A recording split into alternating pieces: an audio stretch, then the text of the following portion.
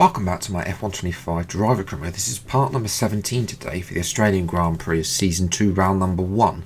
If you missed the pre-season episode that will detail what's happened, why there's no Max Verstappen, I recommend go and check that out before seeing this one as well.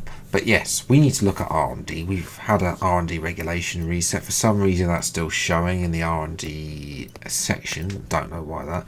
But front downforce upgrade, definitely looking on that.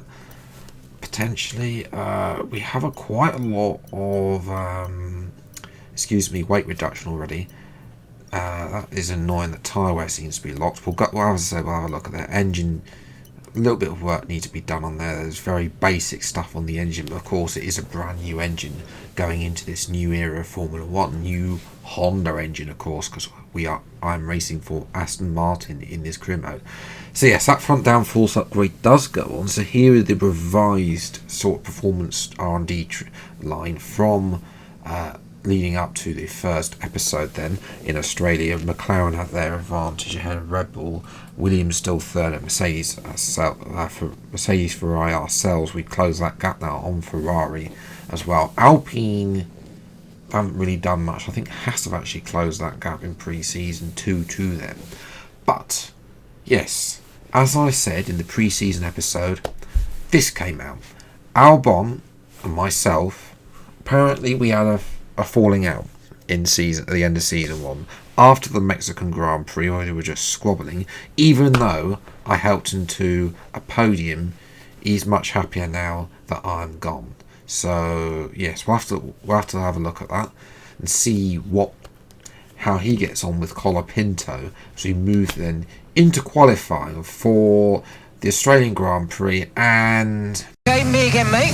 We've made some changes to the way that ERS works this year, so you're going to have multiple modes. Shut up! So ignoring Mark's usual dribble, hashtag bring back Jeff. Yes, first qualifying on that, was only good enough for P13. First part of the lap wasn't actually that great, but now I was starting to gain a 10th almost. Yeah, there's the 10th. I was looking forward to moving into these corners here. Fresher tyres, of course, at the end compared to the previous lap 2. As well, it's annoying when you go to track and you find out that the AI's used up 2% of the tyre wear, whereas you drive out at the end of the part, you can get it down to 0%. Obviously, we're not on 0% now, so halfway through the lap. 4 DRS zones around here, and this car, I've got it's a lower drag setup. It's not quite as low as some of the others. I think that the rear wing is 2315.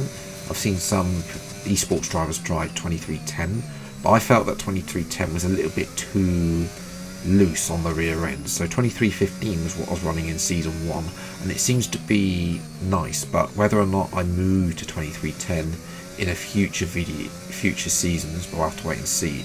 Around the final corner then, up to the line, and losing a bit of time on the final corner, and it's a 2/10 improvement, and that's only good enough for P14.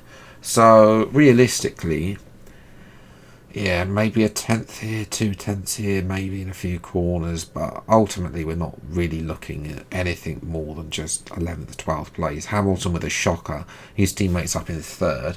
Other than that, they're 2 by 2 by 2. Antonelli not having a great time of it either. So yes, well, we'll have to wait and see. What can I do from 14th place on the grid? It's time for the race today's Australian Grand Prix.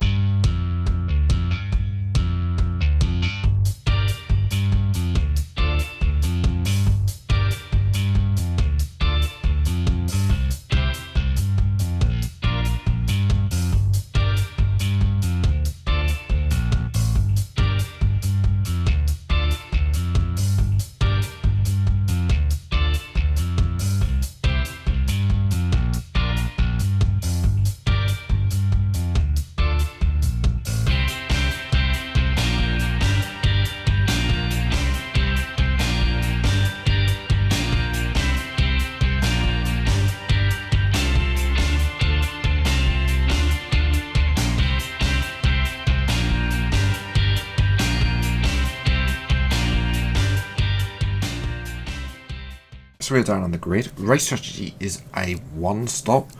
Medium hard or medium soft? That is the question. I think that the tyre wear is going to be a bit too harsh, and annoyingly we don't have access to tyre wear upgrades for the next part of it. So yes, we'll have to carry on medium hard for now. Hopefully I can get a few more less abrasive tracks and we can start doing soft medium with a few of these strategies, but for now it will be medium hard. If the tyre wear's in our favour, then we'll go medium soft as well. We've got that available. 5 lights in the start of season 2, and away we go. It's a much better start than my teammate Alonso, up to P13 already, and there's just the parting of the ways down the middle of all of them, up to P9. What a start! Down that. I mean, they just parted the ways and just left the middle wide open for me. I said thank you very much. I did get a warning. We'll have a look at that in just a moment. But yes, first on board with George Russell, who I did, sorry, not George Russell, his teammate Andrea Antonelli, who did get in ahead of him into turn 1. Antonelli now racing with Ocon, who had a good end of season 1, and there's Hamilton. I think it was just a slight graze with Hamilton, really. Hamilton's actually had raw contact with Alonso there. Died on the inside here is Sainz though, at turn 3, but Sainz in his return to F1, of course, after his year away from the sport, now in the Red Bull as well. Up at the front though, it's not a Red Bull, it's a McLaren one too. I mean, is this early 2025? It's the top 4 breaking away from 5th place, Franco Colapinto, and that's who I've caught up to now. Sainz is very slow through that corner. I'm just able to cut through. The 2 Williams are going side by side as well. Will Albon be upset the fact that Colapinto's not stayed behind? Of course, Colapinto disobeyed that order IRL with his teammate Pierre Gasly as well in yesterday's race, so we'll have to wait and see how they get on. But Albon's lost out, Tsunoda's going to attack him here now as they go side by side. And Albon's lost out to Tsunoda, and he's going to come back at Tsunoda, but I've decided, you know, let's make it 3 wide, why not?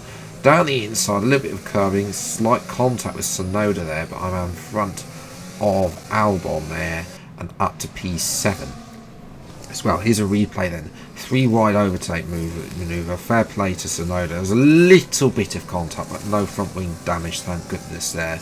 As well, and then there was contact between myself and Albon. What happened with Albon? So I'm hanging it around the outside, and you know, I left him space on the inside, and I think I was expecting him to yield, and there was a bit of contact there. I don't know what he is expecting me to do there, but yeah, a bit of deja vu now as we've got the other Williams, a Franco Colapinto, in the way. Can I get in front of Tsunoda? Down here at turn 3, up the inside, there's a bit of tyre banging with Tsunoda as well, and then into the next corner there's again contact with Tsunoda, and I think this time Tsunoda has come off worst to wear and he has lost his front end plate. Well, I'll get a replay of this confirm as well. Yes, there it is, flying off to the right hand side. So Tsunoda has lost his front end plate. The AI don't tend to pit for that in this career mode as well. So yes, well, Leclerc, by the way, you're just watching there, he's now in front of Piastri. So Piastri is not having a great time in real life, and in this career mode he's having the curse of the Australian driver. Next up is Colapinto, lap 4, and then there's a bit of a gap to Russell, which is probably not going to bridge as well. But yeah, Colapinto's doing an incredible job at defending. I'm going to go down the inside, not able to get beyond the brakes there into that corner as well, so he's doing very well. I have a thought about dive bomb down here. He sees me coming, but look at the traction he gets on the exit there. That you know, very good racing for, again, another driver who has sat the last season out here. So, you know, unlike Sainz, who's wallowing down in P8 at the moment, Colapinto showing no signs yet of Sainz no signs of being out for a year, but of course he's just had a rear end stretch. But whether or not, is that his tyres going already? Bearing in mind that's the hard compound tyre. So yes, as well.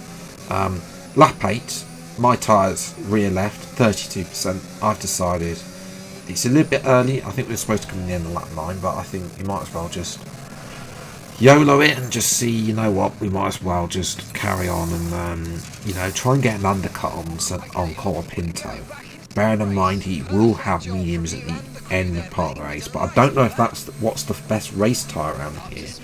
I mean, I don't tend to do well on hards, but we'll have to wait and see as well.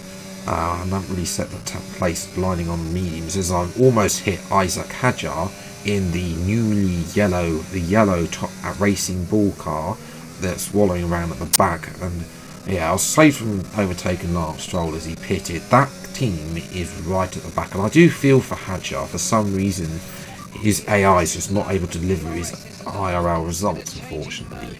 So yes, but confirmation there in front of Franco Colapinto comes out behind. Meanwhile, up at the front is a business as usual as Norris leads then from Leclerc, who's on the soft tyres. What are Ferrari doing? I mean, look, they did fail in season 1 when they did a 2-stop at Canada and no one else did.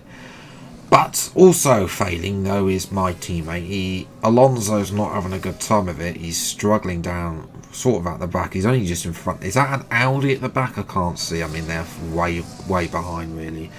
Something that won't be happy at Red Bull, because the junior team is slowing up the senior team. Look at Colapinto's getting away from Carlos Sainz now, who has jumped his teammate. Sainz having a better time of it on the hard tyres, but yes, Colapinto, he's taken 2 seconds out of me, and he is absolutely flying on those medium compound tyres. This is not over with 5 laps left to go as well. He's done a 1.9 actually there as well, and here he is then. You can see visually, the gap between myself and Colapinto. No! Colapinto spun it as well, and that's also Ollie Behrman, in his Haas car has also broken down. And with all of that, ladies and gentlemen, the safety car will be deployed. So yes, safety car is out with 4 laps now left to play. Sainz is going to close right up, but will also close up to Russell there. So I did think about pitting under the safety car, but I know none of the other AI were doing, and the fact we're on for P5, possibly P4 if we get in front of Russell, it's not worth it. So we're going to hold on to P5, hopefully, potentially P4. Now it's safe. Now Norris is gone as we come round the final corner here, and Russell is asleep on the restart. Look at that, he's been left behind by Piastri down the inside, and up to P4 for me. We'll have a replay of this as a duck out of the slipstream then as well, and down the inside there, Russell asleep on the restart. Mercedes will not be happy with that as well, but this isn't over. Russell's going to come back as well. No DRS enabled. You will have DRS on the last lap, so I'm not using too much ERS here. 53% as well. Not Russell now down to turn 3. I'm going to go defensive into turn 3. That will allow Russell to have a look around the outside, but there's just going to cut across him. There's no way he's going to be able to do that.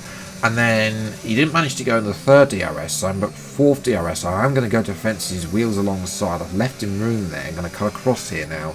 28% on the rear left. So these hards are finally start to go off after 12 laps, plus this, well, not all of them racing. So yeah, a bit twitchy on the rear there through the final corner. Hoping to get the traction down. I've got 30% left. George Russell is not close enough. And ladies and gentlemen, that is P4 in the first race of the season. Absolutely fantastic. 10 places gained as well, which will earn me driver of the day. I mean, why not? Yes, I'm very happy with that. You can tell that my pace was not there. My fastest lap was a 22.1, which is good enough for P13-14. Yes, Norris was utterly dominant in the end. Leclerc, to be fair, Ferrari tried something with the softs in the seconds. It didn't really work out. I think that they had too much high tyre wear to really challenge Norris off that restart as well. Piastri P3 as well. So at least he's on the podium and not 9th. But anyway, drivers as it is, constructors, McLaren are already way out in front. Is that a sign of things to come? We can challenge for P3, but I need Alonso to start scoring. Only P12 today. He did get, obviously he was in front, or he would have been behind Behrman and also Colapinto. So P14, not a great result really for him.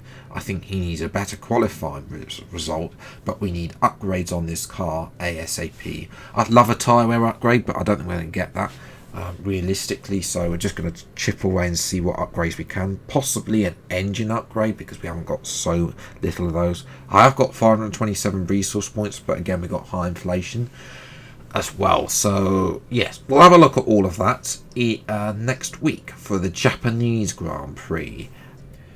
So all that is left, if you have enjoyed this video, leave a like, subscribe to the channel, and you see plenty more F125 driver career mode videos as and when they come out. Until the next video then, I'll see you next time. Take care, thank you so much for watching, enjoy your day, and goodbye.